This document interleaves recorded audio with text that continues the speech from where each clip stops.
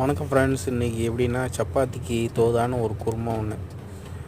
நான் அந்த ராஜ்மா, உருளைக்கிழங்கு, கேரட்டு எல்லாம் போட்டு ஒரு குருமா கிரேவி. சப்பாத்திக்கு சூப்பராக இருக்கும், சோறுக்கும் நல்லா தான் இருக்கும். அவங்க விருப்பத்துக்கு தந்தாப்பில் இது பட்டை கிராம்பு எல்லாத்தையும் போட்டு தாளிச்சிட்டு வெங்காயம் தக்காளியும் போட்டு வதக்கிட்டு கொஞ்சோண்டு இஞ்சி பூண்டு பேஸ்ட்டு எல்லாம் வதங்கி வந்ததுக்கப்புறம் இந்த வீட்டில் வச்ச காய்கறியை போட்டு சிறிது நேரம் வதக்கணும். உப்பு போட்டு வதக்கினதுக்கப்புறம் ராஜ்மா கொட்டி அரைச்சி வச்ச மசாலாவை மேலே கொட்டி நல்லா எண்ணெய் பிரிஞ்சு வர வரைக்கும் வதக்குங்க. வதக்கிட்டு கொஞ்சமாக தண்ணி ஊற்றிட்டு ஒரு 10 15 நிமிஷம் சிம்லேயே வேக வச்சின்னு வச்சுக்கோங்க. அப்படியே சுவையான கிரேவி ரெடி ஆகிடும்.